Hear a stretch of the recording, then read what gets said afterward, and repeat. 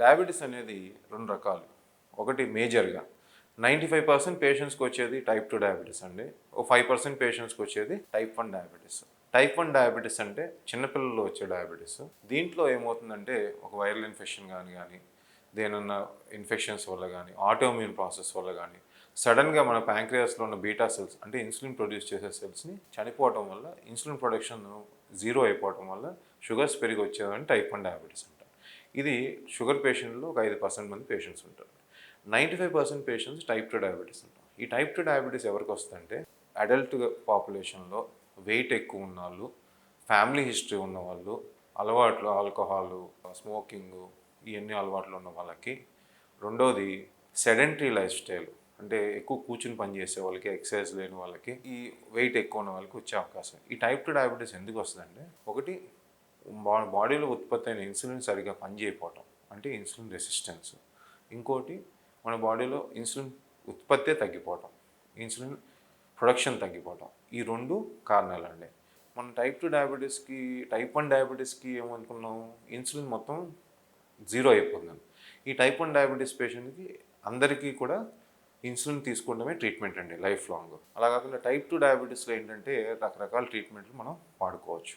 మనకి ఈ type 2 డయాబెటీస్‌లో insulin కొంత ఉంటుంది. ఉన్న ఇన్సులిన్ సరిగ్గా పనిచేయట్లేదు కాబట్టి ఇన్సులిన్ రెసిస్టెన్స్ ఉంటుంది కాబట్టి మనకి టాబ్లెట్స్ ఉంటాయి, ఇంజెక్షన్స్ ఉంటాయి, వా షుగర్ కంట్రోల్ చేసుకుంటాం. జనరల్‌గా 4, 5 గ్రూప్స్ ఆఫ్ మెడికేషన్స్ ఉంటాయండి. Sulfonylureas, alpha glucosidase inhibitors, SGLT2 inhibitors, GLP1 analogs అని, ఇన్సులిన్, డీపీపీ4 ఇన్హిబిటర్స్ అని ఒక 6 గ్రూప్స్ ఉంటాయి. దీంట్లో 4 గ్రూప్స్ టాబ్లెట్స్, 2 గ్రూప్స్ ఇంజెక్షన్గా ఉంటాయి.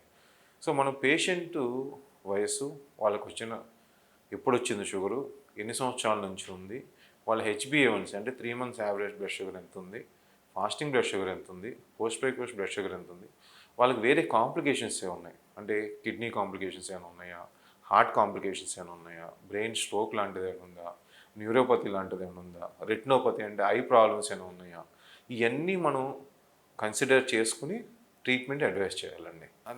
ప్రతి పేషెంట్కి ఇదే మందులు వాడాలని ఉండదండి. ఈ గ్రూప్ ఆఫ్ మెడికేషన్స్లో మన ట్రీట్మెంట్ అనేది ప్రతి ఇండివిజువల్కి ఇండివిజువలైజ్ ట్రీట్మెంట్ అంటాం. అంటే పర్సనలైజ్ ట్రీట్మెంట్ లాగా వాళ్ళకున్న వాల్యూస్ బట్టి, వాళ్ళకున్న కాంప్లికేషన్స్ బట్టి, వాళ్ళకున్న వయసు బట్టి, షుగర్ వయసు అంటే షుగర్ ఎన్ని సంవత్సరాల నుంచి ఉంది దాన్ని బట్టి మనం మందులు అనేది వాడుకొని బ్లడ్ షుగర్ కంట్రోల్ చేసుకోవాలండి.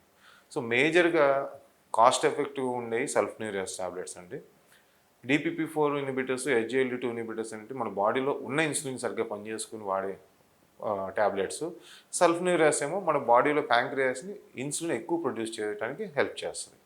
అలాగే జీఎల్పీ1 ఎనలాగ్స్ అని ఇంజెక్షన్ రూపంలో ఉంటాయి. ఇవి ఏమిటంటే మన బాడీలో ఉన్న ఇన్సులిన్ని సరిగ్గా వాడుకోవటం, ఆకలి తగ్గియటం, మన తినే ఆహారాన్ని తగ్గించుకుని తినేలా చేయటం వల్ల షుగర్ కంట్రోల్ చేస్తుంది. ఇన్సులిన్ ఏమో బ్లడ్ షుగర్ని మజిల్లో పంపించి బ్లడ్ షుగర్ని కంట్రోల్ చేస్తుంది. సో ఇవన్నీ డిఫరెంట్ మెడికేషన్స్ మీ ఫిజిషియన్ కనుక్కొని మీకు ఏది సూట్ అవుద్ది, ఈయన కొన్ని పడతాయా అనేది చూసుకుని ఆ ట్రీట్మెంట్ ప్రోటోకాల్ పెట్టుకుని ఒకసారి మెడికేషన్ పెట్టినాక ఫాలో అప్ చేసి దాన్ని టైట్రేట్ చేయడం. అంటే వాళ్ళకు మెడికేషన్ పెట్టినాక అది సరిపోదా అనేది ఎవరికి తెలియదు. కొంతమందికి ఆ టాబ్లెట్ సరిపోవచ్చు, కొంతమంది సరిపోవచ్చు. అందుకే ఫ్రీక్వెంట్గా ఫాలో అప్ చేసి 1 వీక్ 10 డేస్కి షుగర్ టెస్ట్ చేసుకుని మీ ఫిజిషియన్తో ఫాలో అప్ చేసుకుని ఆ డోస్ అడ్జస్ట్మెంట్ చేసుకుని ఏ డోస్ అయితే మనకి బ్లడ్ షుగర్ని కంట్రోల్ చేస్తుందో ఆ డోస్ మనం కంటిన్యూ చేయాలి. చాలామందికి ఆలోచన వచ్చేది ఏంటంటే షుగర్ కంట్రోల్ అవగానే మందులు తగ్గించవచ్చు, ఆపేయచ్చు అనే ఆలోచన చేస్తారు. అది కరెక్ట్ కాదండి. ఏ ఏ మోతాదులో అయితే మనకి టాబ్లెట్స్ పెడితే కంట్రోల్లో ఉందో అది కంటిన్యూ చేసుకుంటూ ఫాలో అప్ చేసుకోవాలి. అంతేగాని కంట్రోల్లోకి వచ్చేసింది కదా అని ఆపేయడం కానీ తగ్గించడం కానీ చేయకూడదు.